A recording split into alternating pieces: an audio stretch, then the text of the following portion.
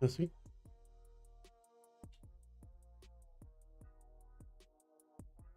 testing. Is my mic actually on this week? All right, it's like it. Welcome everybody to Minus Investing Live. Hope you all had a good week or 2 weeks, depending on what type of content you watch of mine most. I know it's been a little bit of uh, some light content from me lately. Been very busy behind the scenes, but at the same time thriving, I would say. But either way, happy to be with you guys today. Definitely have some interesting stuff to discuss a little bit, but for the most part, probably going to keep it pretty light. Hopefully, some people will be here today. Maybe look at some tickers because I think we'll probably spend more time doing that today, perhaps than some weeks.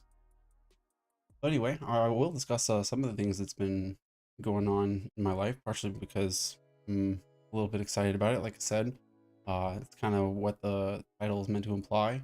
I'm kind of feeling like I'm in the zone, so to speak, thriving under pressure, I guess.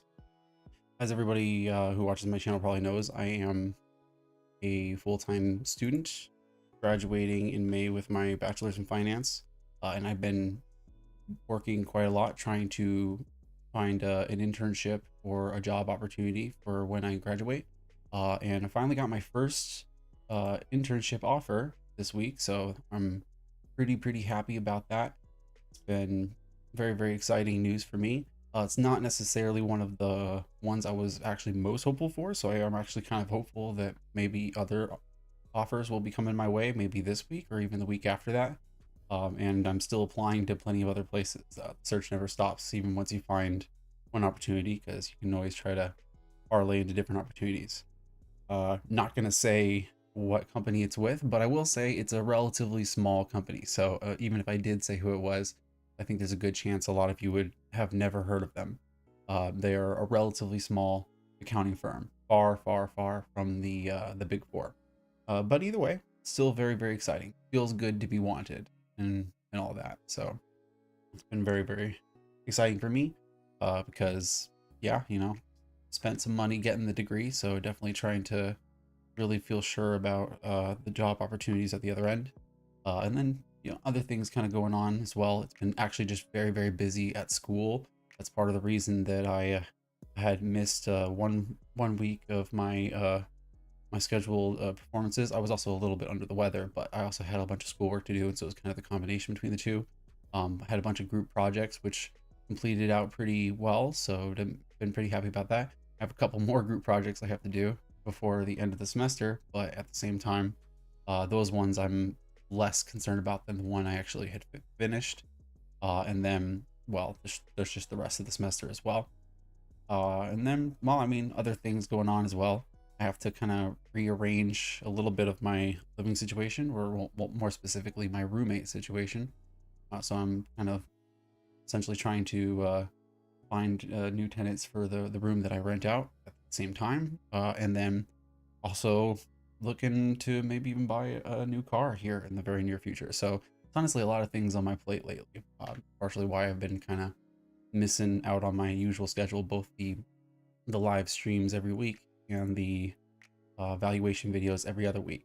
And getting to the valuation videos, that is one of the things we're going to talk about a little bit, is some of the stuff that I am still trying to kind of consider what would be the next video I do. I don't know if it's going to be this week. Like normally, if I had missed a valuation video, I might just be trying to miss 1 week and then kind of pick it up the next week. But I might literally just do a full skip, giving me a full extra 2 weeks to kind of work on it, which kind of leads into a couple weeks back, or not even close to a month at this point, when we did do a whole lot of screening. I did a kind of little presentation based around a lot of the companies that I screened off of Ticker and in through different industries. And we narrowed in on a whole bunch of different potential companies that might be of interest. And I was not just kind of doing that for fun. The whole point is to try to, find good companies to maybe make some interesting valuation videos out of. So the point is part of the reason I missed out on my usual valuation schedule this last week is because I didn't really have an idea of what company I wanted to do next, partially because I was waiting to try to look and kind of root through some of those companies that we had looked at. So I did start that process a little bit this week finally. And so I'll kind of like share a little bit of what I came up with in that regard, but that process has only just begun because we kind of narrowed in on anywhere from like 3 to 10 companies across the different industries we had. And we had like, what was it, 5 or 6, 7 industries that we were looking at. So essentially we came up with well over 50, I don't even know what the exact number, but well over 50 companies that looked like maybe they had some potential, either because of the industry factors or because of company specific factors. And the point is, I kind of wanted to look very, very closely at each of them, dig into their actual presentation as well as their most recent annual report to try to get an idea of like what the industry does, see if it's something that kind of like more immediately clicks to me, is something that I think I can understand as well, like from a company level, as well as on just like a demand for their products level. So we'll kind of be going through some of the stuff on that here today. But first, starting with what we normally do with the portfolio dashboard. As you can see right here, we have it up.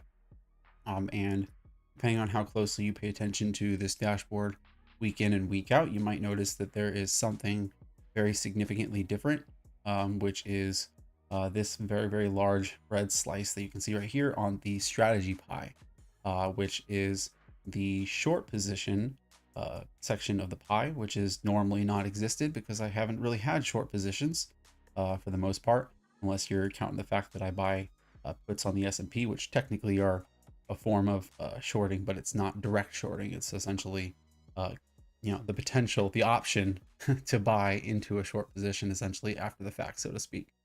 So it's not exactly the same thing, even though directionally is sort of the same.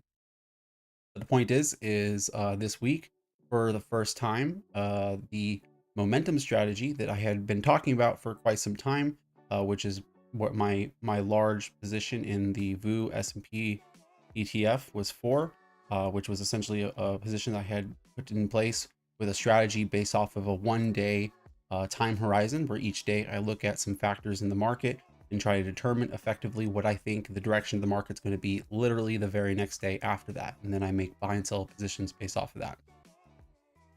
Mr. Beast, what's up? Welcome to the stream. Yeah, I know I was actually talking to Mr. Beast about this a little bit behind the scenes, because I did talk to him a little bit about this, since he's been one of our viewers that has showed a little bit more interest in short positions in general.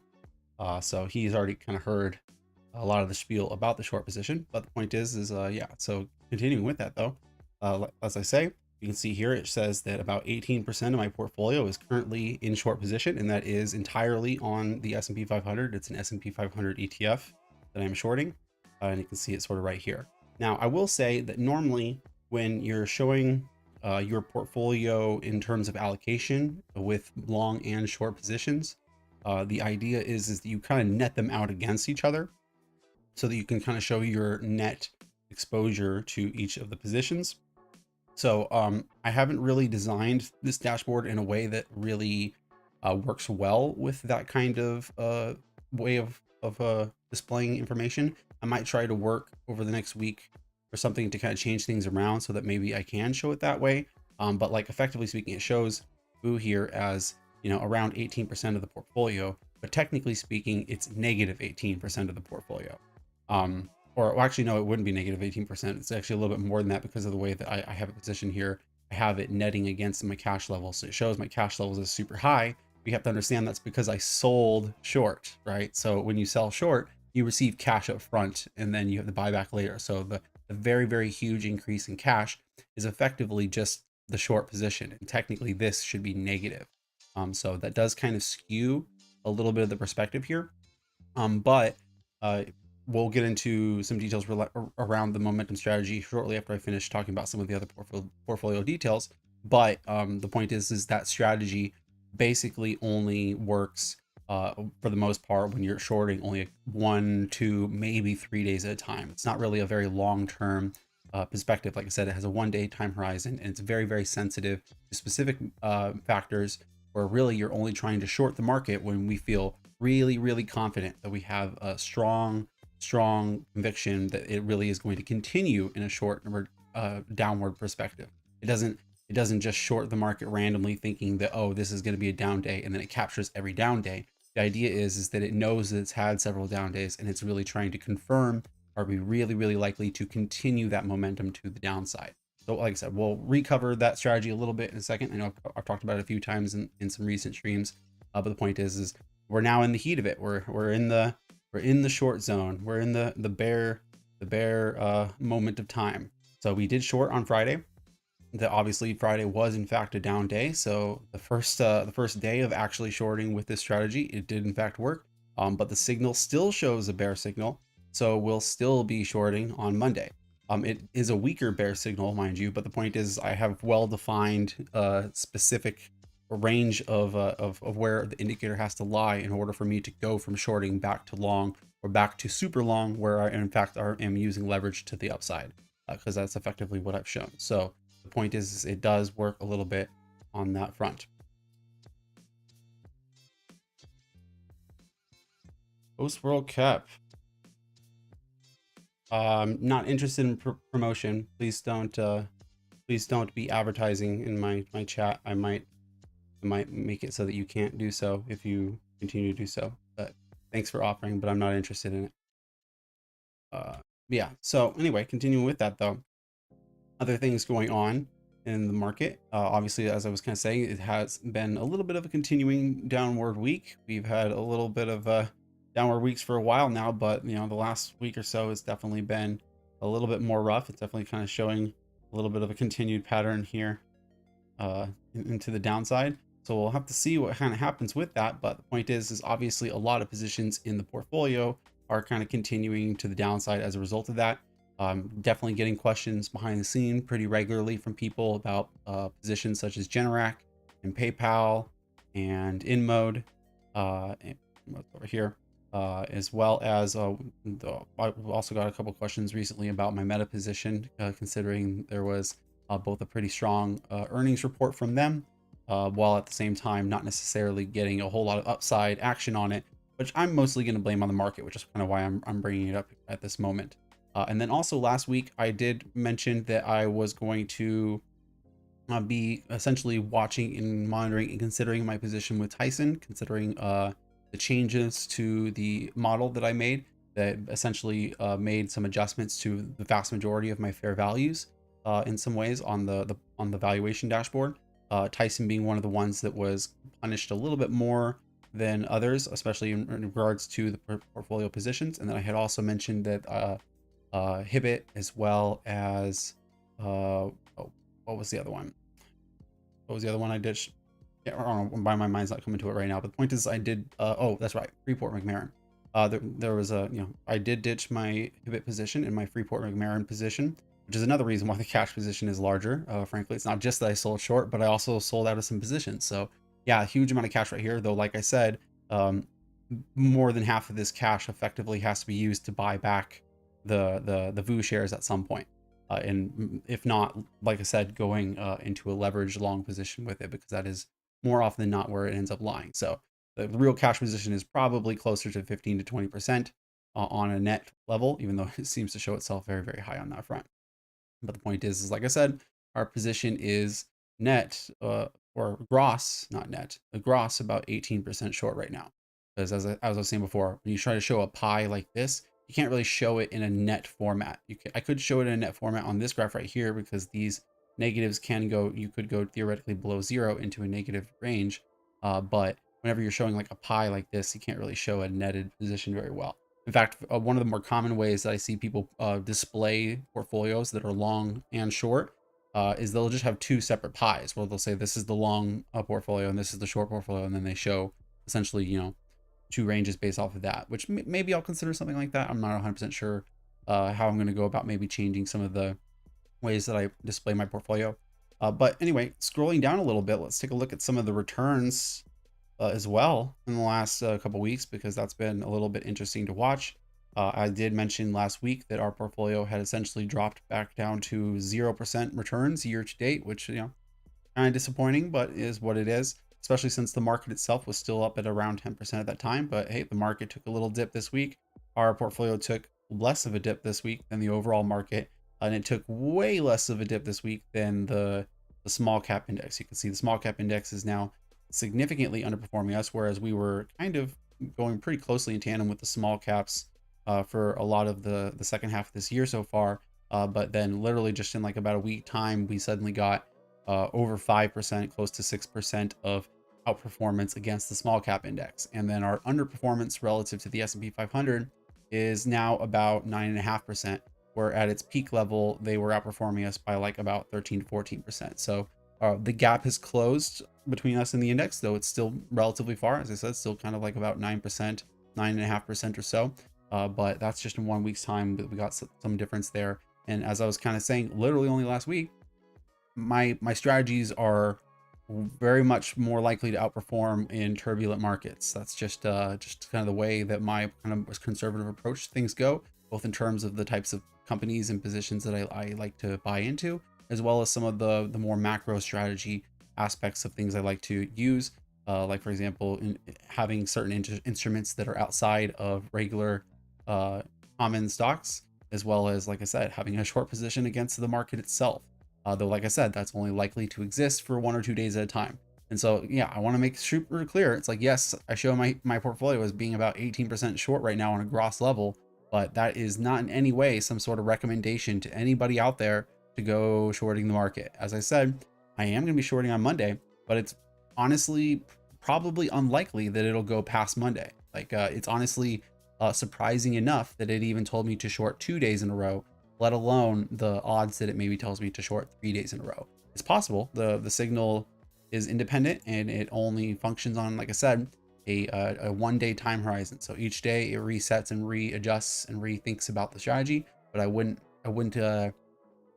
be looking at my portfolio here and think, ooh, wow, maybe I should go clone Midas's portfolio or something like that. Like, especially when it comes to the macro instruments I use. It's like, it's one thing to maybe take my recommendation on individual stock, even though I am not giving individual recommendations to you. Keep that always in mind.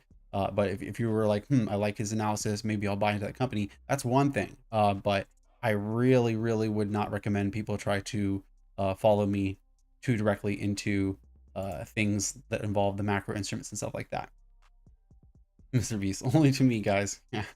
Yeah, I mean, like I said, I was talking to Mr. Beast a little bit behind the scenes, but that's partially just because of some of the shared interests that we seem to have in shorting the market and the risks and the fun that might entail in some ways. So anyway, let's actually talk about that indicator a little bit. I know I've talked about it a few times before already, but we'll just briefly kind of go into it a little bit. This here shows literally the last 2 years of the S&P 500 in the blue in the background there. And then you can kind of see the zigzagging line. That is the value of the indicator. And then basically where it falls between these three ranges dictates effectively what I'm going to do on the following day. As I say, I have a zero bound here. It's essentially the indicator comes out as a percentage. That's essentially what the number ends up being. And so the zero bound is essentially the border between where I decide to short or not. And so you can see whenever a point falls below this line, that's when the indicator tells me to short the market. It has to be a negative number below the line. And so literally we had 2 points below the line here on the edge of it. And you can see it popped back up over this, but this is actually a false signal because over the weekend, it essentially usually tries to make an estimate for the current day, even though there's no market days. But so it only applies to market days. So it says that it's back in the middle range, but that's actually a false indicator. You base it off of the indicator of the Friday, which is the 26th. Yeah. So, and then above that, the line above that is the cumulative median point for the whole indicator. And essentially whenever it's in between 0 and the median, that is when I choose to be long. Whenever it's above the median, that's when I actually choose to use some leverage on the position, saying that I actually think it's very likely to be a bullish day. And then also when it's below the line, like I said, that's when we short. You can see that it spends honestly most of the time well above the bullish range. Obviously the market tends to be up more often than not. That's usually what you can look at. And as I've shown before, I even pulled it open on TradingView. At one point, I remember we went through and looked at some individual days to kind of show you that it's not a perfect indicator by no means. It does not perfectly predict every down day. And every day that it predicts is going to be down is also not a perfect guess either. There are plenty of these that end up being wrong. but the point is it's on average directionally approximately correct. And I've done back testing against this to kind of show the success of it going as far back as it shows, which to be honest is a pretty ridiculous back test, especially since it includes 2020. So that's part of the reason it looks so ridiculously successful, is honestly just the 2020 in moments. Like if I had been using this strategy in 2020, man, we would have gotten some incredible returns on some of those crazy down days. However, I would also point out that in 2020 we had some days where some markets were called to a halt in certain ways. So you know that it's very, very dangerous to use this strategy one way or the other, I would argue. But point is, I would show is that it was outperforming well before 2020. You can see that in general, it was outperforming, and it usually gets its outperformance whenever the market starts to stumble. Now, I've talked about this before, but the indicator is based off of three ratio metrics, and effectively it's taking into account the velocity of change for these ratios, specifically a ratio between small caps and mega caps, which you can see with this. This is the actual ratio on a rate of change basis, and we use essentially the velocity of change over the course of a relatively short moving average period to determine whether or not we think that the ratio is about to change. So small caps to mega caps, and then effectively the same concept between the VVIX and the VIX index, which the VVIX, if you're not aware, is essentially like a volatility index to the volatility index. So it's essentially volatility within the options market itself. And then there's also a high to low beta ratio. The point of using these three metrics is that small caps to mega caps gives us a sense of market concentration, but not just concentration. We're trying to determine when that concentration is essentially about to break. And essentially once it's highly concentrated into some of the larger mega caps, and then it starts to rush downward effectively. And then also with the VVIX to the VVIX, or VVIX to the VIX, it essentially gives us an idea of complacency. It says that essentially whenever this indicator starts to change, it shows that people have relatively low amounts of protection on their portfolio, and now they're rushing to try to get protection when the protection is no longer effectively there available for people, because at that point people want to use their protection. And then the high low beta stocks also gives us an idea of risk appetite as well. So the combination of these three metrics is essentially how we put this indicator together.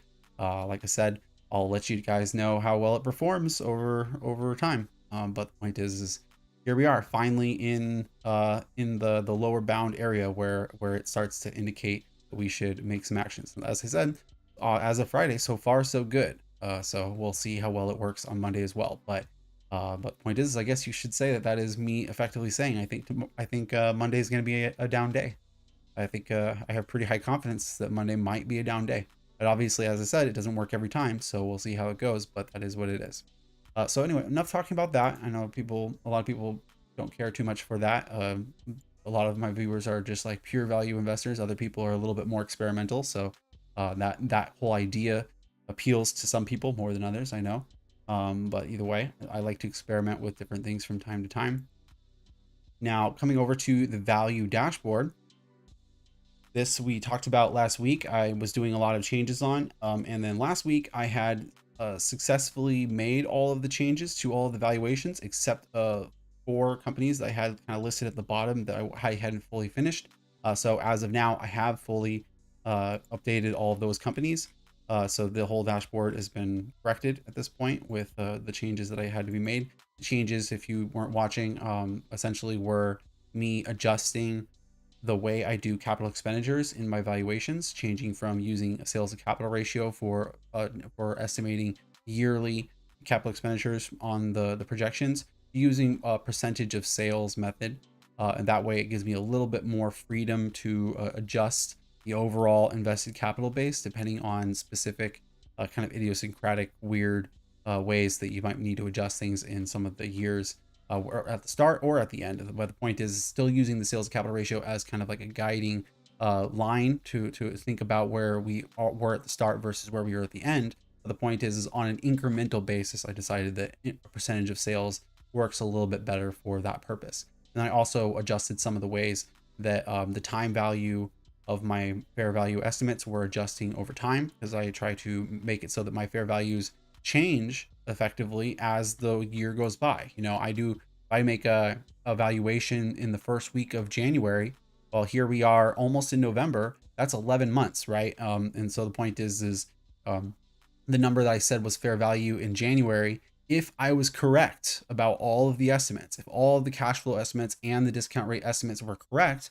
well, then it shouldn't actually still be the same number in November. It should have moved upward, because fair values move upward over time. That's the point of the present value, future value formula, if you're aware of how finance works. So the point is you can adjust the value over time based off of where it was at one point in time, assuming all estimates were correct. So I wanted to adjust some of the ways that that worked within the spreadsheet. And the reason why I do that is so that all these numbers here, when you're looking at the dashboard like this week, right now, all these companies were analyzed at different points in time, but now we're trying to compare them all to each other. So we want to make sure that we bring them all to today, to the fair value of today, even though I made some of these estimates many months ago. And by doing that, we can more accurately decide what we want to buy and sell today. So the point is I made those corrections over the last couple weeks. I talked about it a lot last week, but the point is I finished up with all of that. And so I feel pretty confident now in all these values being reasonably accurate. And then, as I had said, I had also decided to exit my Hibbett position based off of that, also my Freeport McMoRan position. And I've been eyeing this Tyson position, trying to decide how quickly I want to maybe make a decision about that. But I've decided to kind of hold on to it a little bit longer for the short run, partially because I am down significantly on it. I have bought and sold Tyson up and down its value before, so I'm down on my current shares, but technically I have a pretty significant amount of booked profits for Tyson Foods, including as well as dividends collected. So even if I were to sell out at a loss based off of the current position, come up to the portfolio, you can see right here, I am in fact down about 23% on the current shares, but technically these current shares are like 25% of my overall position. At one point, Tyson was one of my largest positions, like in 2020. So the point is it's you know, down on it right now, and maybe we'll eventually sell out of it, because I'm not afraid to sell out of positions at a loss in order to put capital in better opportunities. I think it's foolish to hold on to something just because you're down on it, if you no longer think the opportunity is there. If you think the opportunity is there, well, then you should. In fact, you should consider adding more to it. But the point is just saying, oh, well, I'll hold on to it until it gets back to the price I bought it. That is a fool's errand, in my opinion. So I generally try to divorce my perspective on what I think is a good value now from what I thought was a good value a year ago, essentially. Which is why you see me change my mind on companies all the time. I think, like I said, it's foolish not to change your opinion when you're presented with new evidence. So that's my perspective. So anyway, also looking at the dashboard, I had commented on it when I was looking at it last week, but with the changes in valuation, I am pretty happy with a lot of the positions I had, because now they're pretty solidly bunched up around the top of the dashboard, which is kind of what we would like, right? We would like to be buying into the best companies and the best opportunities. Maybe there's some bias going into the estimates there. That's always possible. Like I said, I change my position, change my opinion on positions all the time. So it's possible that maybe one of these I'll decide that I was overestimating something at some point. But currently, like I said, I readjusted all my estimates only a week ago, and that included rethinking whether or not I was being too bullish on some of them, or even too conservative on some of them. Some of them even had their numbers lowered. Like, we lowered our valuation of PayPal a little bit from where it was in the video, but it's still right up here close to the top. We have lowered our estimates for Interfor multiple times over the course of the year. Smith & Wesson, I think, has kind of stayed around the same range. We've kind of moved back and forth a little bit with FG. And then AAP, I've talked about this one. I've lowered my estimate a little bit for that one too. But my biggest frustration with AAP is honestly just how fast I allocated to it. I really should have been a little bit more patient with the allocation for that one. And then also, as I had talked about a little bit last week as well, I also changed my targeting system for my allocations of my positions only like a month and a half ago or something like that. And so that did have a pretty significant effect on the way I was thinking about some of these positions, AAP being one of them. And because now we've chosen to focus much more completely on companies that have strong unit growth opportunities in front of them. And so by unit growth, I mean growth of their sales outside of price changes. We're essentially saying like how much more products and services are they selling each year relative to what they were last year. Not about the overall price changes of how much they're charging their customers. We look at the price changes and the charges of that, more of a margin driving effect and also more of a competitive advantage measure, but unit growth itself. So in mode, we expect to sell many more devices next year than they sold this year, just like this year was more than last year. AAP, we don't really necessarily expect them to do a crazy amount of business more over the next year or two than they did over the last year. In this case, we actually probably do expect their prices to go up a little bit. But the point is I'm not trying to allocate more to them based off of that. Actually, a large part of what we see with AAP is that they're probably going to get some margin growth and then possibly some multiple expansion coming with that as well. Though we try not to count too much on the margin on the multiple expansion part. But the margin growth, we do think their margins are going to come back. That's partially why we're bullish on AAP. But the point is I did over allocate a little bit based on that. PayPal, we do expect them to do more transactions. We expect them to do more transactions over time with more customers. Generac, we expect them to sell more products. Interfor is a little bit in between. We do actually expect them to produce far more lumber in the future, but we're actually not necessarily giving them a huge amount of berth for that, partially because they're a commodity company. So we try to be a little bit more conservative with commodity companies. Smith & Wesson's kind of in a similar boat. As we're not really expecting Smith & Wesson to sell some crazy amount more of products relative to what they have this year or last year. We're kind of expecting those numbers to grow relatively slow over time. But that's just one that's relatively cheap. And then FG, this is one that we definitely expect them to provide way more services over the coming years. So that's definitely a margin, not a unit growth opportunity as well. And then when we compare that, like I said, with the ranges we have for our companies, you can see that the companies that have the largest allocation ranges, individual companies that have the largest allocation ranges in our portfolio are in fact FG, as well as Generac, PayPal, and InMode. So those companies that have those large opportunities are the companies we're trying to allocate more to. We did buy more InMode this week. We did buy more Generac. We've been buying more of those pretty regularly. I was really, really close to buying a little bit more PayPal because PayPal has been getting lower and lower, which means it's been getting further and further away from its appropriate minimum allocation. We didn't actually pull the trigger on that, but we probably will this week, honestly, since we didn't last week. But we'll see how it goes with there. FG, we haven't been bought any FG for a while, but I've been watching it like a hawk. I almost really, really badly want to buy more FG. I almost feel like it's a mistake not to buy more FG, but at the same time, I'm trying not to over allocate to it. It is one of our largest positions after all. Largest position, of course, at what is it? 6.1%. Our largest individual stock position being Smith & Wesson at 7.8%. And then Mr. Beast actually asked me privately this week what I was thinking about Smith & Wesson, what point I would maybe consider starting to trim. And yeah, I've definitely been thinking about that. My fair value is currently in the $18 to $19 range, which is 30% higher than where it's currently at. It's currently at around $14.24. I think it was flirting with maybe around $14.50 at one point in the week as well. I would point out that baby bottomed around $9, was it? It was around $9 or something like that. So man, that's pretty impressive. It's already up, what is that, like 65% or something like that since its bottoms, and we're essentially just saying it's got another 31%. I remember when Smith & Wesson was saying that it had about 100% of upside. So people who are looking at this InMode one and wondering whether or not maybe I'm a little crazy about my estimate there, I would point out that Smith & Wesson at one point was up there too, and then it came roaring back to life. So sometimes you have to watch a stock crumble all the way down to $9. Like we started buying into Smith & Wesson at like $15 or something like that. So the point is we're actually below where I initially started buying Smith & Wesson, but I'm up on that position. We're now up about 23%, including dividends on Smith & Wesson. So, that just comes from buying into more and more of it as it went down. We averaged down on our position pretty well. And honestly, we didn't average down on it as well as we probably could have. That was another company that I probably bought into a little bit faster than I probably should have. But nonetheless, it's panned out pretty well in the end. So I would make that comment in regards to, for example, the fact that we're down pretty significantly on in mode, down about 32.4% currently.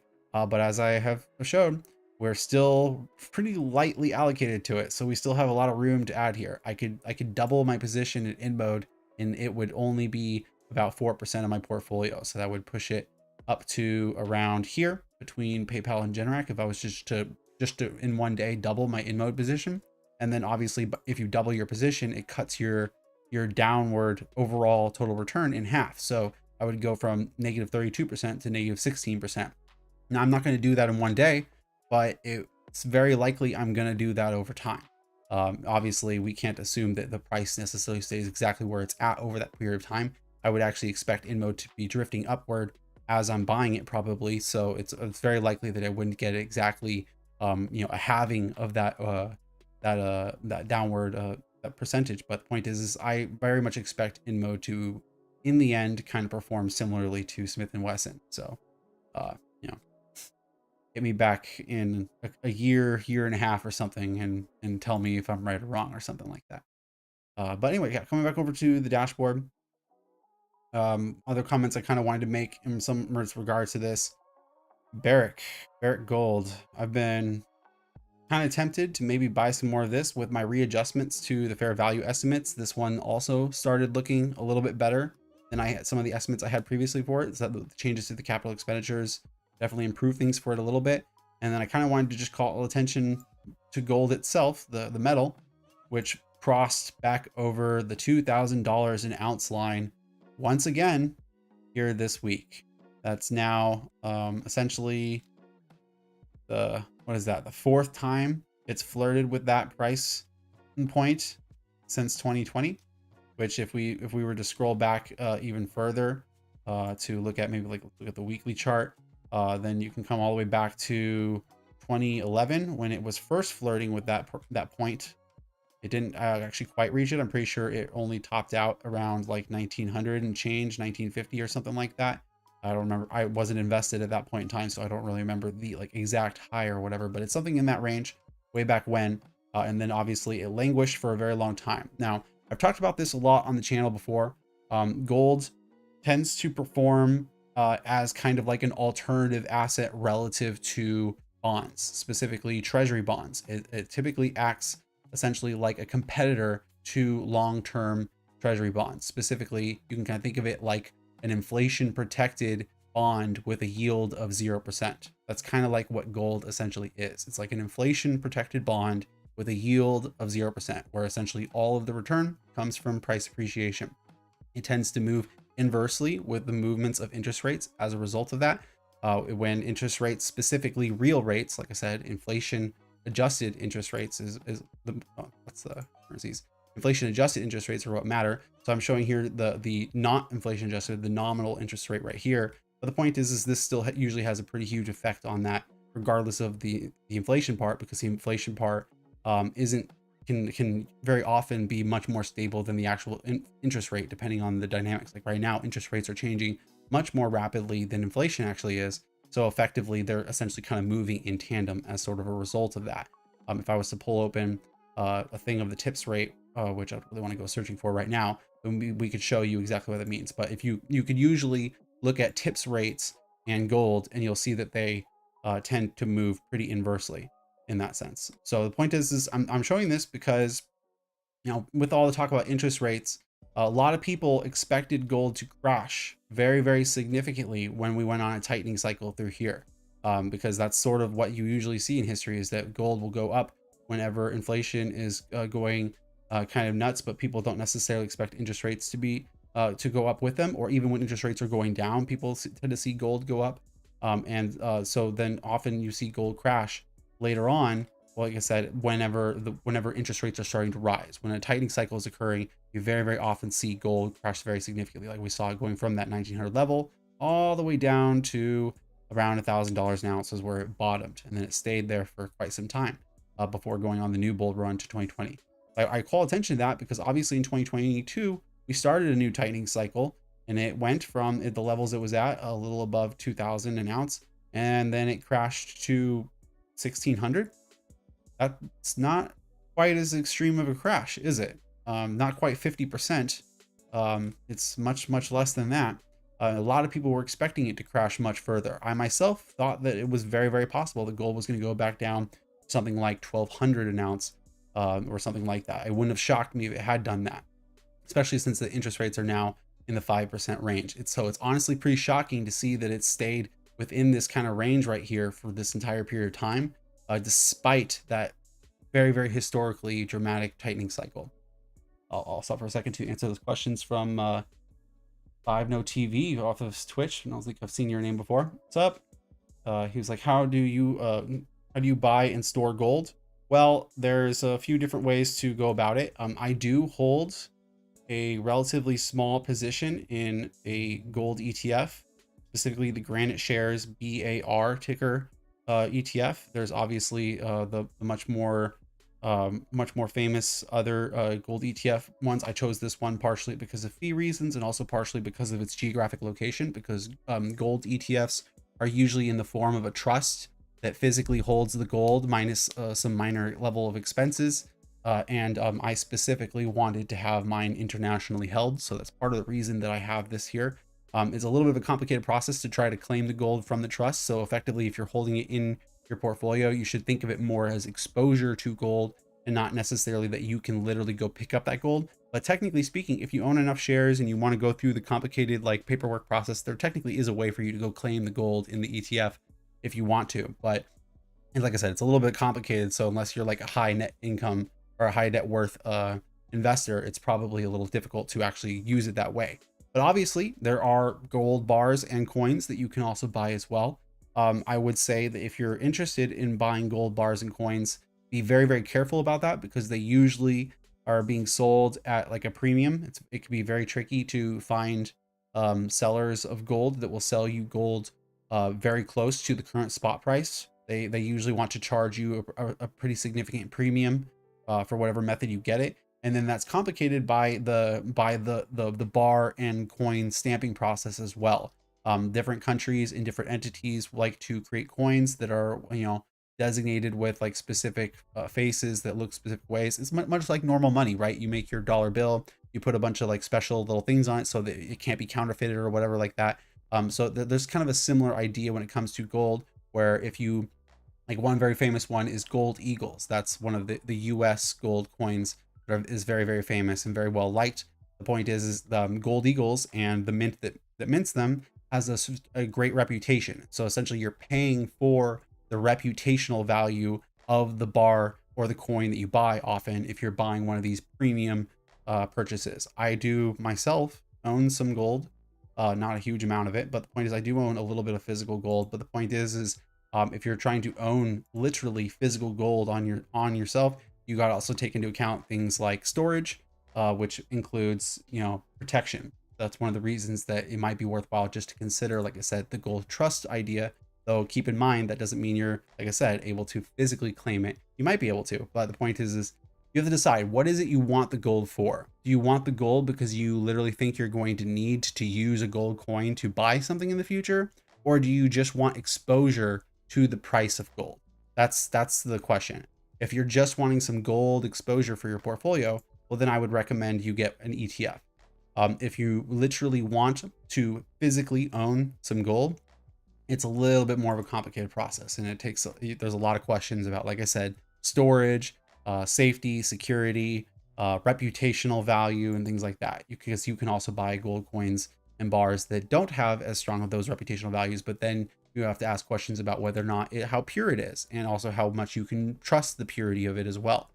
So it's a little bit of a complicated topic, getting into the buying of and storing of gold. Interesting question. I'm happy to like I said, a little brief overview like that, but honestly, it's a little bit complicated, and I don't necessarily want to stay on the topic too long. So, but you can definitely find lots of other channels that are more than willing to get into some more of the specifics on that front. But the point is, what I would say is, like, if you just want like exposure to the price, consider an ETF. So that's what I would say about that. There's the gold shares GLD ETF, and then I myself, like I said, have the BAR ETF itself. So there's that. But the point is, I'm talking about gold because, as I said, it went back over 2,000 an ounce. And what is the reason it's doing this? Well, frankly, most people believe that interest rates have peaked. Most people believe that this is kind of the end of the line in terms of interest rates. They could be wrong. Obviously, like I said, we've had long-term rates coming up and up and up over the last several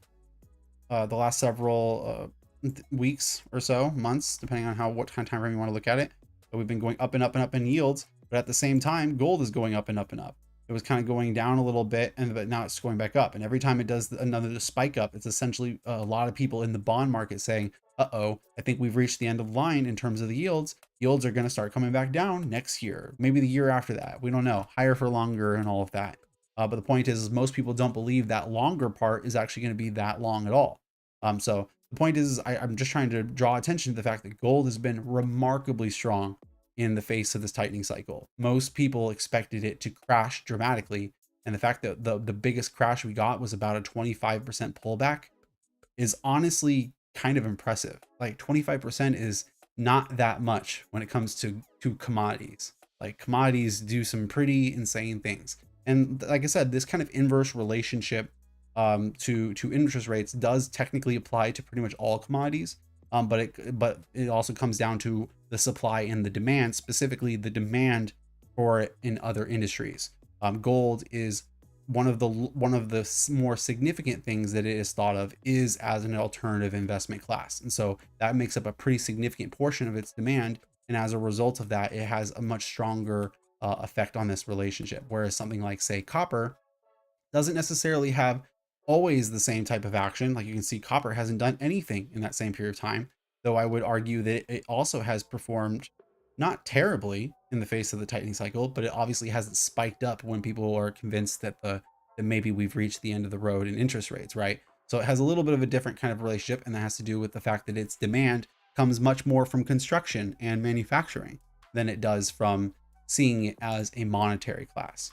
So point is, I'm just saying that because once we do start to see rates drop, I personally expect gold to skyrocket.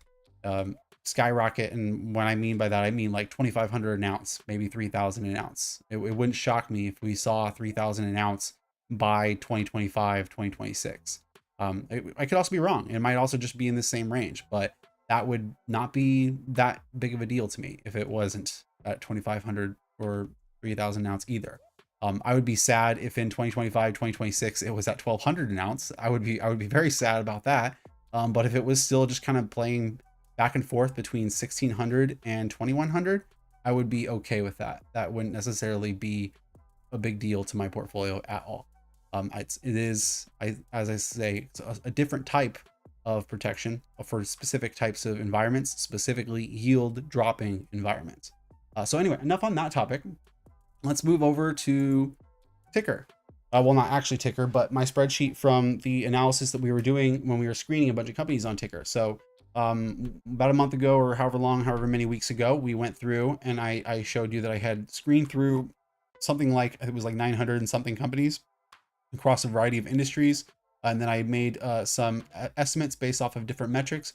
I was focusing in on the market cap because I do like to focus in on smaller companies in general, liabilities relative to assets as a percentage. We want that lower because that means less liabilities is less risk. We wanted companies with relatively high current ratios, which means that they have relatively strong liquidity, relatively low forward EV to EBIT rates, which is the multiple we choose to use as our proxy for cheapness. And then we're also focusing on relatively high forward 2-year sales CAGRs based off of analyst estimates, as well as forward EBIT 2-year CAGRs based off of analyst estimates. So all these essentially kind of put together, we thought as a good way to maybe kind of sift through and think about, okay, which industries have maybe the most potential for strong growth overall on average as an industry. And that's kind of what we show here. And these ended up being the industries that looked like they were the most interesting and have maybe the most potential. And they're in order here. This is in order of essentially how many of these markers they tick the box on, which is what the green shades are for. So we have biotech and communications equipment appearing at the top of the list, followed by consumer finance, energy equipment and services, interactive media and services, metals and mining. And then after that, we got software, diversified consumer services, healthcare equipment and supplies, and oil and gas consumables.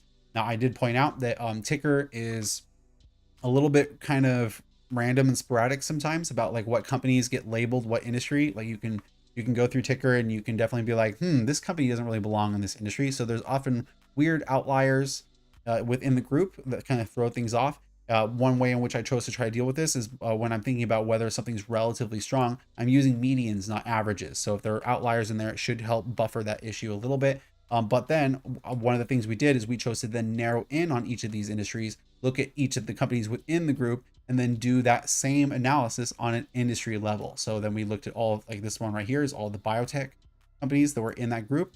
And then we chose to then judge them again based off of market cap, liabilities, current ratio, EV/EBIT, forward sales, and forward EBIT.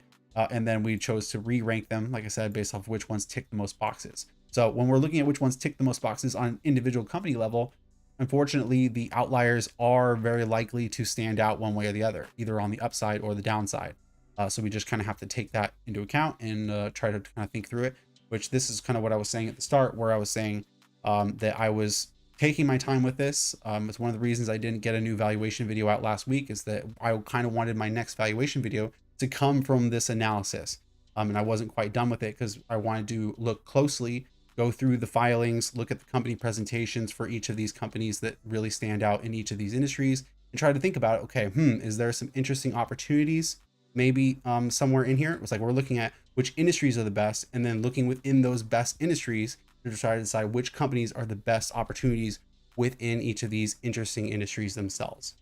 And so the point is, I haven't analyzed all of the industries. I only made it through, the first 5 of them, kind of trying to go through some of them. But the point is we will definitely, I'll be pointing out some of the companies I thought were the best there. Ali Cooney, all right, I've been listening to the stream for a while. Sorry, going back to gold. Do you think that China and India economies does not impact the price? Do you think it's mostly dependent on interest rates? No, interest rates is just one thing that affects gold. I don't want to imply that that's the only thing that affects gold. I'm just saying that there is a very strong correlation there. Gold is correlated to all sorts of different things. What I would say is, if you're really interested in gold and you want to hear a lot of my thoughts on gold, I did do a live stream several months ago that was entirely devoted to gold. I did a few of these live streams based around a few different commodities. And I'm hoping to maybe do a couple more of those in the future. But I literally do a huge analysis in gold. I talk about all of the supply and demand dynamics, which countries do most of the supply, including we talk a bit about China and India and stuff like that. In that channel there. And then I also do a pretty strong statistical analysis trying to show what I think have some of the best predictive powers over a future timeline to try to determine various price ranges on that. And I'd point out that in that analysis, like I said, I was actually trying to essentially put together a model for trying to essentially project gold prices out a decade from now.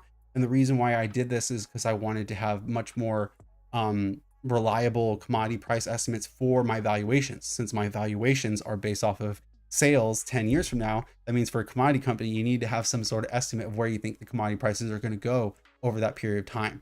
And in that analysis, funnily enough, I found very little usefulness over a 10-year horizon for predictive power of commodity prices, whether it was supply and demand factors or interest rates. Some of the things that I ended up finding to be useful were kind of surprising. And I do keep a page on my valuation dashboard here that does keep a little bit of a summary of kind of that analysis that I did.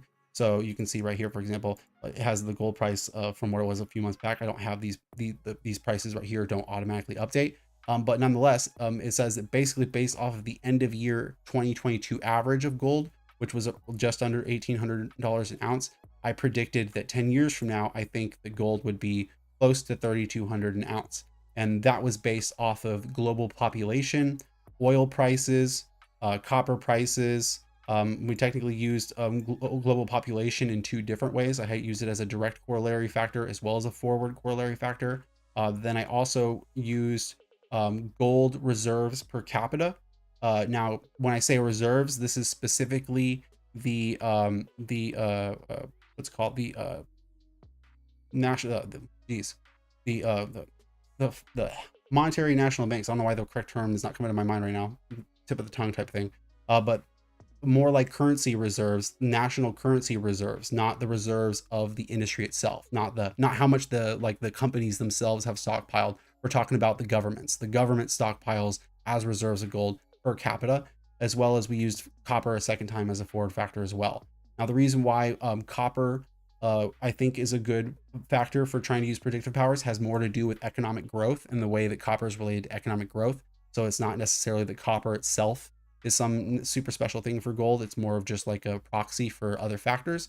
Oil does have a little bit more of a direct relationship with gold, in my opinion. And this has to do with the fact that there's so much of the oil price that goes into the mining of gold process. There's like a ton of oil that's directly used in pretty much all mining procedures. But then there's also a huge amount of petroleum itself and other petroleum products that goes into a variety of the equipment and a variety of the processes for mining. So you can find the oil is a very, very useful thing for making statistical predictions across a variety of assets.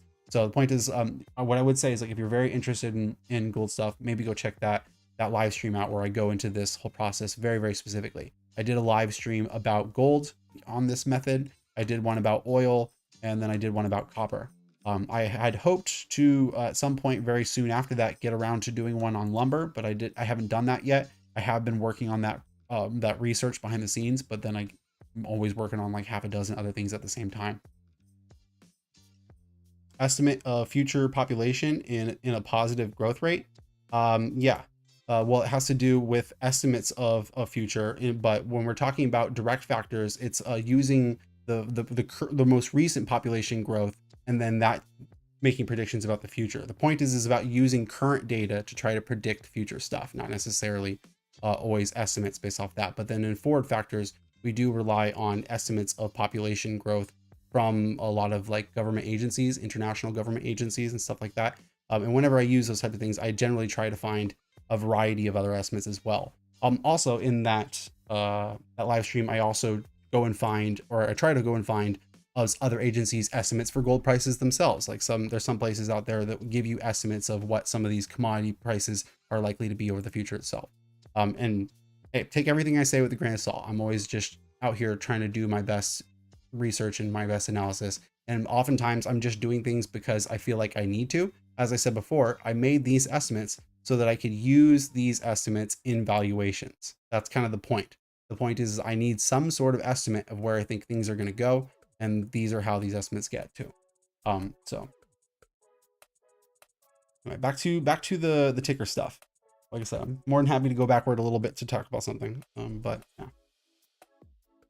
But anyway, getting into that, as I was saying, so we did the analysis on the industry level, and then we go down, taking the analysis further inside the industry down to a company level, and we're trying to analyze some of the best of the companies within. In that live stream where I talked about this analysis, I had highlighted essentially the ones that tick off a pretty significant majority of the boxes in each industry.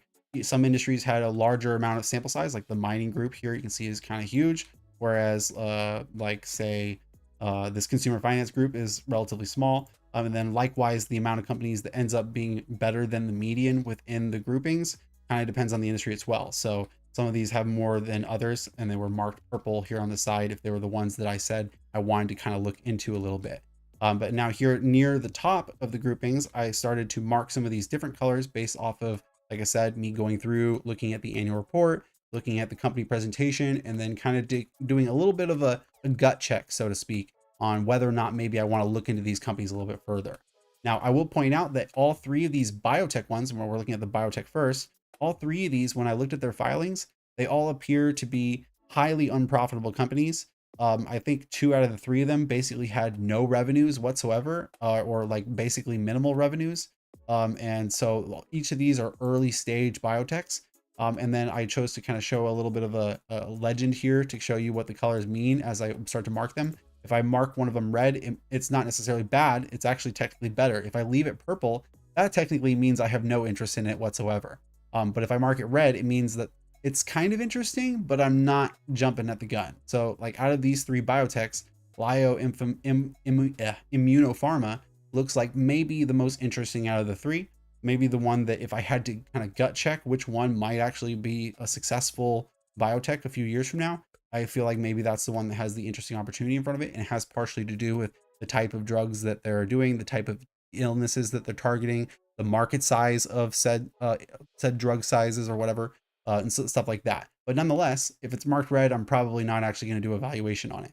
Now, I chose to mark some of these yellow based off of not only that I think it has some potential, but I actually see that the opportunity is real. I see that there really is some numbers there. And this also has to do not just with like kind of like a gut check about how I feel about the industry or the stuff like that, but also, like I said, I kind of did a quick skim through the annual report, not really a strong read. I just kind of did a quick skim. But the point is, I was looking for key numbers. I was kind of looking for metrics that they give you, the company gives you, that would make it so that it would be easy to understand the company. You know, like, are they giving me enough information that I feel like I could actually build a model out of it? As I said before, it's like some companies give you all the information you need to really build a strong model for them. And other companies seem to like want to hold all that information close and not tell you much of anything.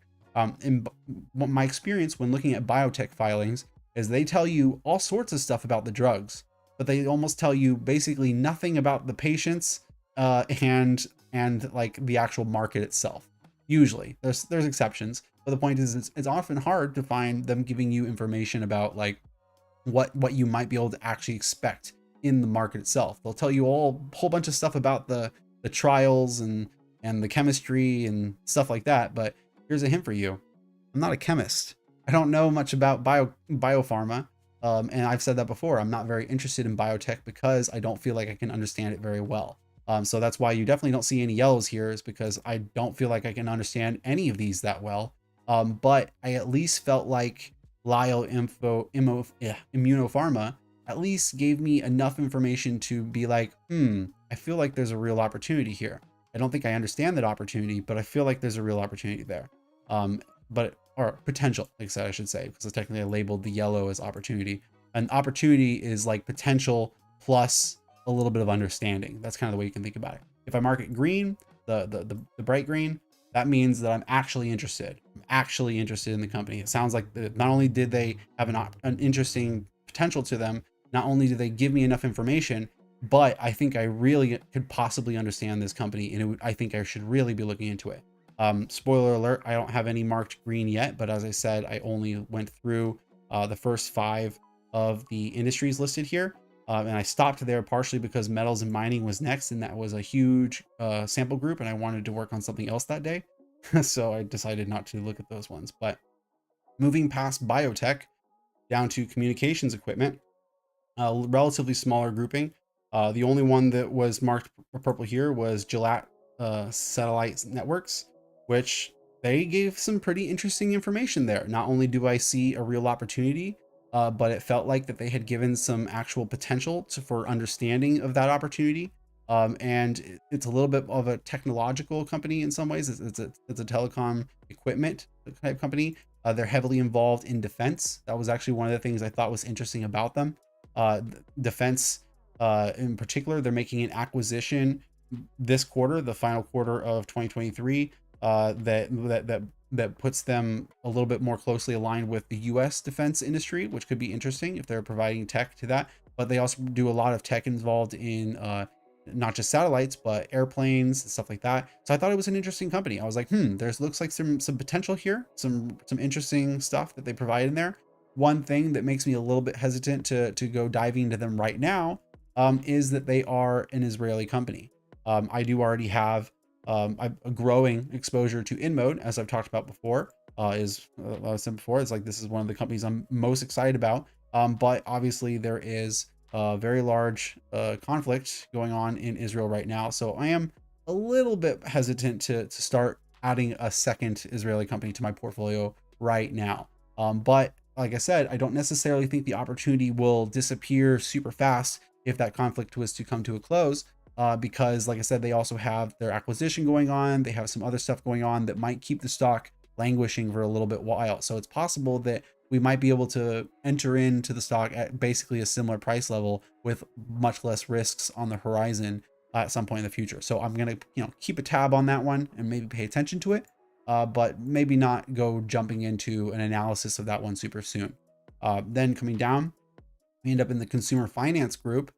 Consumer finance in general, a lot of this group I'm not very excited about because a lot of it involves just like, being some like lender to relatively low income, low credit households and stuff like that, like Propel Holdings and Finvolution were two of the ones listed here that I didn't really like too much. One of them, in fact, I believe was a Chinese stock, which I'm very skeptical of Chinese stocks, especially if they're focused towards the Chinese economy. If I'm a little bit more interested in them, if they're much more focused on uh, outside operations, which that one that does apply a little bit to the one in question that I was thinking of. But the point is either way, I'm still kind of a little skeptical of using their legal systems nonetheless. I'm not a big fan of China in a large way. So that's just one of my larger biases when it comes to me investing in stuff. Then there's Easy Corp, which is one that we've actually talked about a decent amount on this channel before. It's shown up in some screens before. It's been recommended by viewers a few times before. They themselves are essentially a pawn shop company, and so this is one of the ones I decided to mark at least red.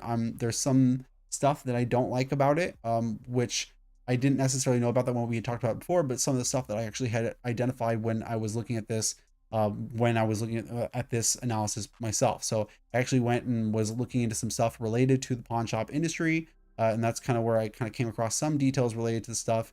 It does look like it's possibly a very interesting industry, the way that they kind of provide consumer finance. So they're providing loans, like I said, to low income households, which is like essentially the stuff I didn't like. But obviously they get a large collateral backing on that by having the merchandise that they then have the ability to sell. And the thing is that pawn shops usually involve a lot of merchandise for stuff that doesn't lose its value very quickly, right? It's usually a lot of stuff that people actually, they're usually relatively decent luxury devices or things like that. Maybe not luxury devices, but discretionary items that don't necessarily lose their value too quickly. There's a variety of categories of things that people sell to pawn shops, whether it's like instruments, electronic gear, firearms, jewelry, obviously a lot of stuff like that. But a lot of things in those categories don't necessarily lose their value too quickly. Now, one of the things that I didn't that I identified about Easy Corp relative to one of its major competitors, that being First Cash. First Cash has many different title names, but that's like the larger publicly traded pawn shop company. The First Cash is trades at a much higher multiple. It's definitely not nearly as cheap as Easy Corp. It's like actually almost like 3 times. What is it? No, it's like it's like double the multiple, but has almost 3 times the operating margins. So that's one thing that I thought was interesting, is like that Easy Corp is a much lower margin business than its larger US competitor. And one of the reasons why that is the case is that Easy Corp has, I think, a much larger exposure to areas that are maybe less margins of business. It has a huge amount of its stores in Mexico. About 1/3 of its total business is in Mexico, which I'm not necessarily super negative on Mexico, but I'm much more interested in the way Mexico is an additive to the US economy, not necessarily super bullish on like the Mexican consumer themselves. Mexico obviously has a lot of issues on political issues and social issues in the way that those two intertwine. And so I'm a little hesitant over that. I feel like its lower margins might need a little bit of analysis on that front. Then it also is a company that is heavily controlled by its executive chairman, who owns 100% of the Class B stock, which essentially gives him, I think it's like somewhere in the 20s in terms of the total overall ownership, and then basically a controlling voting level of it with its dual share structure. So there is some reasons why I think Easy Corp probably should be cheaper than its larger competitor, but it's not necessarily an outward no. Like I said, it's one that I still think is kind of interesting. It's just one I think would maybe require a little bit of a closer analysis before making too quick of a decision on that. But it could still be very interesting. Just because it's a low margin business doesn't mean it's bad. One of my most bullish positions right now is Generac, which is a relatively low margin business, but in my opinion, they've got a stranglehold on that business, and so that's the difference there. Easy Corp doesn't have a stranglehold on the pawn shop business. First Cash has a much larger amount of business in that industry, right? So it's one of those things where it's like, well, I mean, if you're getting something for those low margins, then maybe it's worthwhile. Maybe Easy Corp has a stranglehold over the Mexican portion of the business. I'm not sure. I'd have to maybe look into that.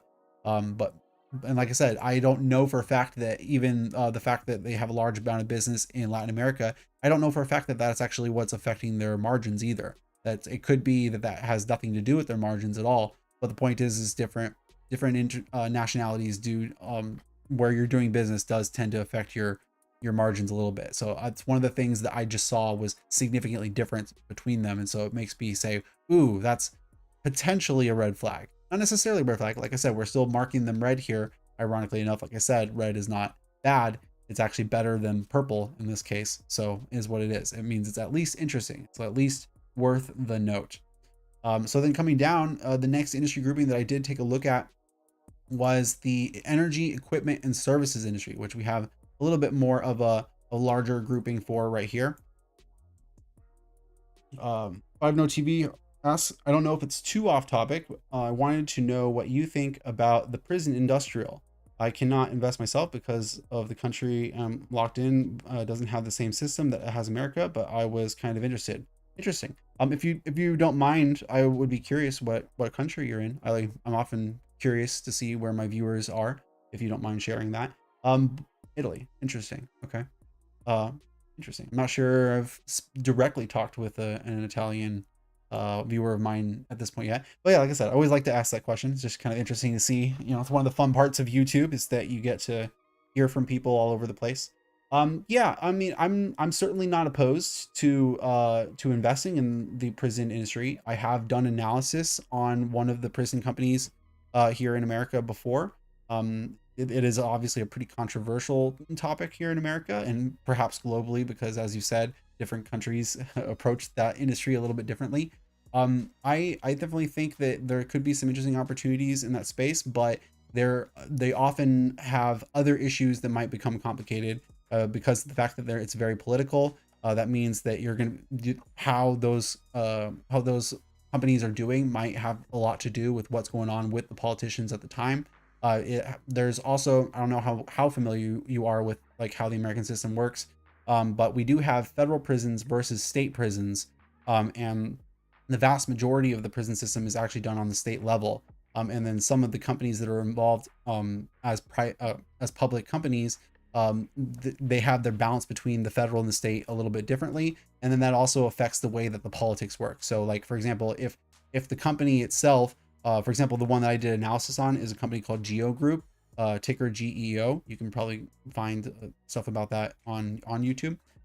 They themselves, the majority of their business comes from state apparatuses, but yet whenever federally you hear some news about the prison industry, it can heavily affect the stock, even though that might not necessarily have a huge effect on the revenues or the margins of the industry itself. Though, of course, you know, federally, our government could always choose to change some of those rules. So that's one of the reasons that people tend to react that way.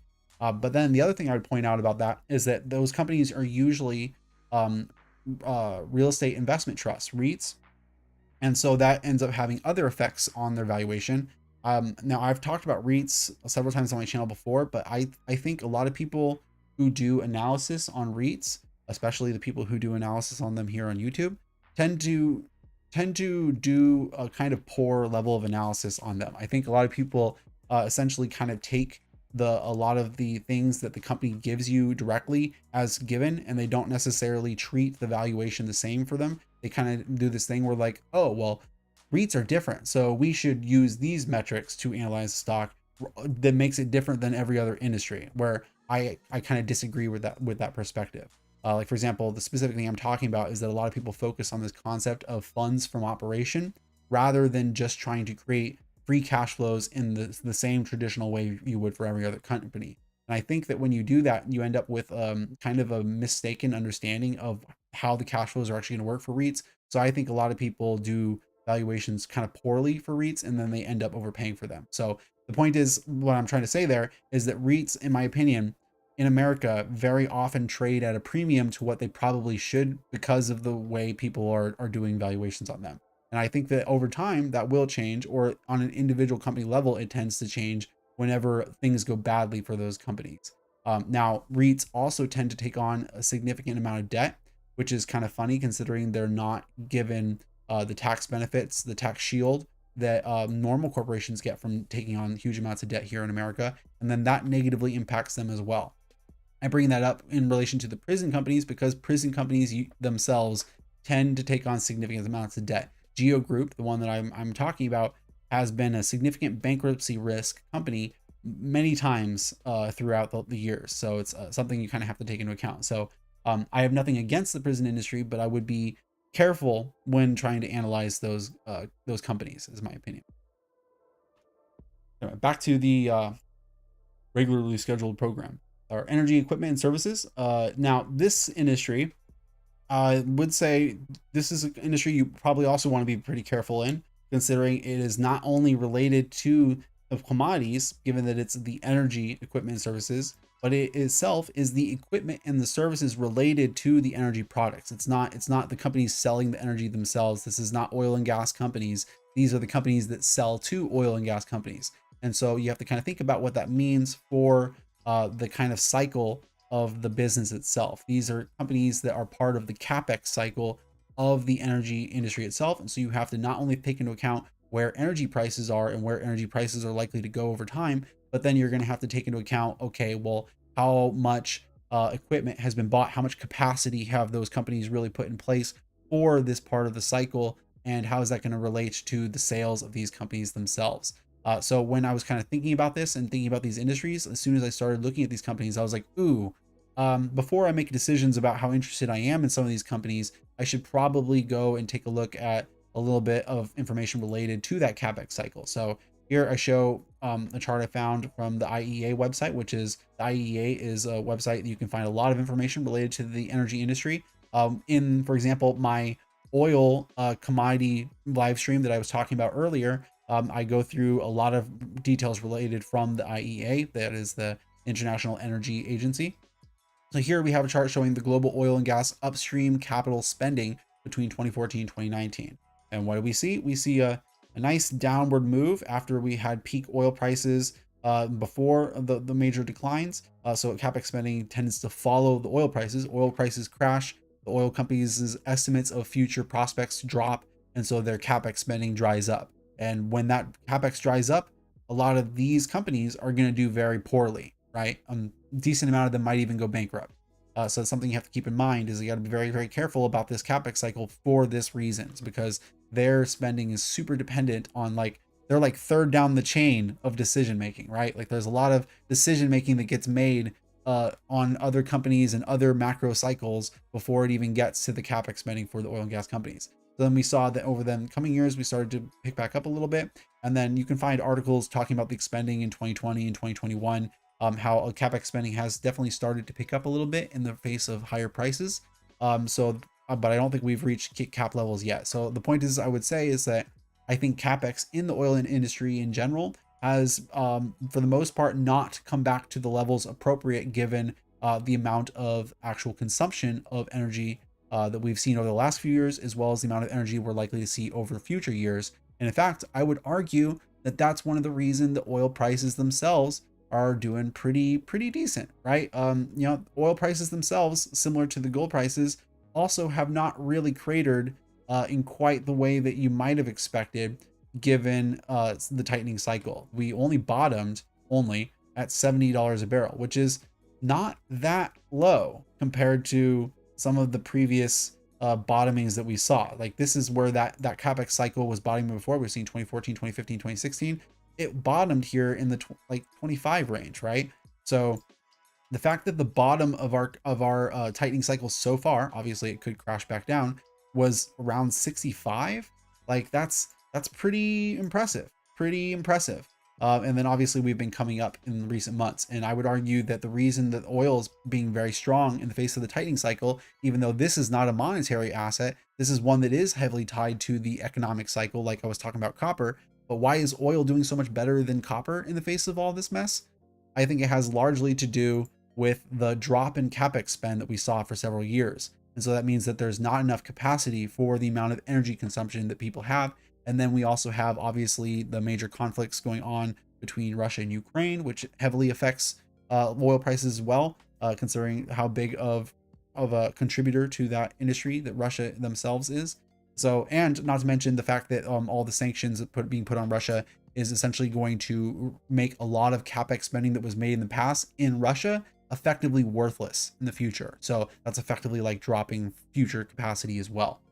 So the point is, I did that kind of brief overview. Point is, after looking at some of that information, I was like, okay, these companies might actually be interesting to look at a little bit. But how does that relate to specific companies? Hunting PLC, I labeled as yellow here. Not only do I see some opportunity, but they gave me enough information to potentially understand them. And they're much more of an equipment company. They have like they have pipes and drills and like a bunch of stuff. They do a whole bunch of different equipment pieces. It looks like it would be a little bit complicated to maybe get to know them, but they gave enough information that I felt like you could understand them if you really, really wanted to. And then Tidewater was a little bit different of a company. Tidewater is a little bit more also kind of similar in some ways, but also very different in others. And that's also kind of related to then. Oh, actually, I don't think I got around to looking at Select Water. I think I might have forgot to look at that one because that one of them I think wasn't giving me the filings that I wanted when I was on their website.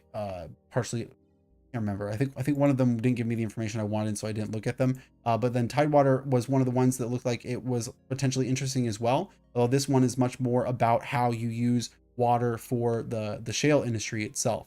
So the point is like, this one's a little bit more U.S. focus, a little bit more focus on water and chemicals, but still related to the energy industry because hydraulic fracturing, that hydraulic part of that term does imply obviously a lot of water usage, and a lot of, also not to mention, you use a significant amount of water in normal drilling practices in order to clear out a lot of the drilling areas when you're trying to operate drill sites. So the point is, these companies, Hunting PLC and Tidewater, they seemed maybe potentially like interesting ones out of this grouping. There was only 3 that I wanted to look at in this grouping as a whole, but nonetheless pretty interesting. Ali Cooney, the companies are both upstream and downstream equipment. Is that distinctly important? Um, yes and no. I would say because like I obviously, when I was showing this chart right here, this was a little bit more focused on the upstream capital spending, so that might be part of the reason that you brought up that point.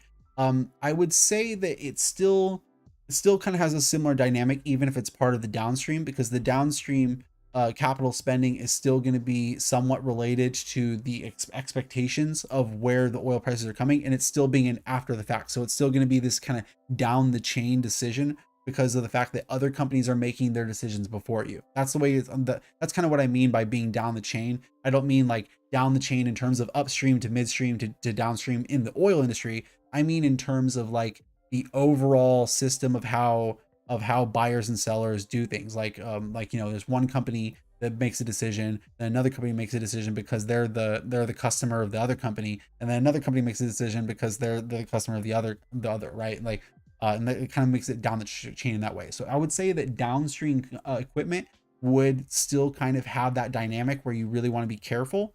But they are going to be different in other ways as well, because downstream equipment is going to be probably much more closely related to the consumer. So that's probably going to, not only are you going to want to pay attention to where the supply and demand is coming in terms of the capital spending from the upstream level, but you might want to be paying attention to the demand dynamics on a consumer level if you're paying more attention to the downstream equipment companies as well. In this particular industry grouping, the ones that I looked at were all upstream. Like these 3 were all upstream, but if you were to look at other companies in this list, it wouldn't shock me if it included midstream and downstream companies as well, because this group is just labeled energy, equipment, and services, right? It doesn't say anything about upstream versus downstream. So interesting question. Definitely a good question. Definitely worthwhile. Hey, Scott, what's up? So the last one that I chose to look at out of these groupings was this interactive media and services grouping, which the only 2 that stood out in the group was this Yala Group Limited and Zihu Inc. Zihu was an interactive media company in China. I think it was like a message board company. I think it kind of made it sound a little bit like Reddit when I was looking on their website. But as I was saying earlier, I am kind of a little skeptical of getting involved in Chinese companies, especially ones that are very focused on the Chinese consumer. I'm much more potentially interested if they're focused on international consumers themselves, because then at that point I feel like I can trust the dynamics of what's going on in their economy a little bit better. But nonetheless, it's still still in that corporate grouping. So the point is, I definitely did not really like them for that reason. Like I said, that's my biases. Sorry if anybody doesn't like that, but that is what it is. Then Yalla Group was a little bit different. They were what looked to be like a messaging and video app service uh, for South America. I can't remember which countries in South America they said they were on, but they were focused on a couple Latin American and South American countries, which could be interesting. It could be interesting, but it's one of those things where I was like, okay, do I really want to go dive necessarily too much into that? I'll be honest, I'm just being a little bit more biased and a little bit more focused on the economies that I feel like I have more knowledge around. It's like I'm not necessarily scared to get involved in international companies, as I've said before, but the point is I still have to feel like I understand them. So I didn't mark either of these as ones to look at further, but nonetheless, if I had to choose one of them that was maybe more interesting, other or maybe be Yalla. But the point is I still chose to not mark it. Then, like I said, that's pretty much the end of the ones that I've looked at so far. Because I looked at the next group, and the next group was the metals and mining industry, which, like I said, has the biggest list out of all of them, and therefore the biggest amount marked as better than the median, or significantly better than the median. And also the mining industry itself is broad. This is metals and mining broadly. It doesn't narrow in on specific commodities, and so each individual commodity is honestly going to be a little bit different than the others. And so in many ways, it's like looking at several different industries all at once, not really necessarily like you're looking at one specific industry. I am kind of interested to maybe take a look at some of the silver companies, because I do think there is maybe some potential in silver markets, and I've never really looked too much at silver companies too specifically. I did think it was interesting that Barrick Gold Corp, the gold mining company that I already have exposure to, was in this list as one of the ones that is significantly better than average. So that's always nice to know that the post fact screens agree with my pre fact valuations. But then there's other stuff in here as well. There might be across the board in terms of different types of commodities. So I do see several other gold companies in here as well. So point is, I will be looking at these probably this week, but like I said, I kind of have to go through these filing by filing and presentation by presentation, looking at each of these companies. So it honestly takes anywhere from 5 minutes to an hour to look at one of these companies, depending on how much attention I devote to it. Right, and how kind of distracted I get while I'm looking at it. Because like I said before, like with the energy equipment ones, I honestly went on a little bit of a dive looking at capital spending when I was doing that. And then when I was looking at Easy Corp, I got really focused in on specifically pawn shops. So the question is like some of these I kind of look at for 5 minutes and say, nah, I'm not interested. And then other ones I might like look at much longer. So it's the point is, when I saw, I was like, okay, I have to look at this many companies. I was like, all right, let's just stop for the week right there. But the point is metals and mining. That's one industry I still want to look at. Software, I still have a couple companies in software to look at. Diversified consumer services, I have something to look at. What is this here? Healthcare equipment and services and supplies we have to look at, which I would point out InMode is the #1 screened company within that grouping. Another company I already have exposure to. So very interesting on that front. Then we also have oil and gas consumables and fuels, which we'll definitely look at. That could go nicely with the energy equipment groupings. This is much more focused specifically on those energy products. And this is, like I said, not just oil, it's oil, gas, and consumable fuels. It could include maybe a coal player in here as well, natural gas. It could be anything across that board. And so those are the industries that we will still be looking at. We only, like I said, looked at basically half of the industries we said we were going to so far. But what did we find? We found at least two companies that have some potential, but not necessarily a whole lot of information to make me feel comfortable to start looking further. And then we found at least 3 companies that not only have some potential, but also give me enough information to really feel like I could potentially understand the opportunity itself. And so we'll see how many of them maybe become interesting enough to maybe do a proper valuation. Yeah, InMode having potential, right? I mean, what a shock, right? What a shock on that one, coming over to the valuation dashboard and seeing it here right up at the top of the list. If anybody notices, it's trading at a price below basically all the values that I even came up with in my valuation distribution, which basically means that it should be a screaming buy, or I'm an idiot. That's the possible that's the possible option too. I could be a total Dunning-Kruger idiot, so take everything I say with a huge grain of salt. But it seems to me like InMode is a screaming buy. As I had said before earlier, Smith & Wesson at one point was at the top of the list, well over 100% of upside with a 0% on the percentile. And that was when it was trading at like $9 per share.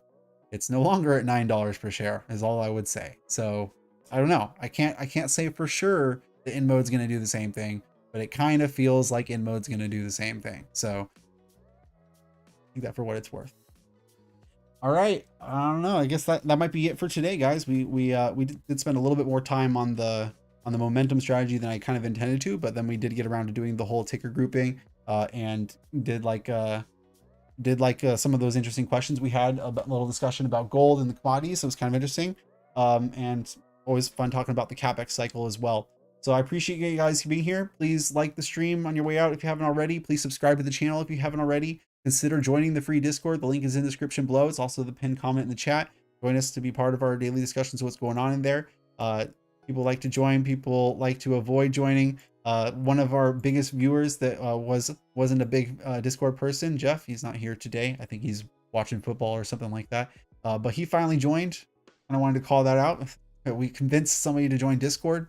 I feel like, well, I don't know, maybe he joined Discord for some other reason and then was said, oh, I guess now that I'm part of Discord, I'll join Midas's Discord. But I almost feel like Discord should give me a an affiliate link or something, right? Like, man, they should. I feel like I should be able to get some money or something if I'm convincing people to join their platform. But whatever. So, all right, I'll catch you all next week in another live valuation. Like I said, maybe I'll get quick on one of those valuations, but I'm kind of assuming that we'll just take the full 2 weeks off on that front so that I can get through the rest of these screenings and really try to narrow in on a good uncovered company, not just one of the big companies that people cover all the time. Like some of my more recent valuations have been some more popular, bigger companies and me that have dropped a lot, and me just giving my coverage on it. It's often those companies get better clicks. That's true. But at the same time, we like to uncover some hidden gems, right? That's kind of the point of this whole screening process we're going through, is we're trying to identify companies we've never even heard of before that analysts think are some interesting opportunities that we are maybe agreeing with the analysts on, right? That's kind of what we're trying to do here, is like we're relying somewhat on some forward estimates and just some good metrics and saying, okay, maybe there's an opportunity there. And then we go and look and try to see whether or not the industry looks interesting and whether or not maybe we can understand it and try to decide whether or not there's a real opportunity there. So thanks for joining me here today. I'll catch you all next week.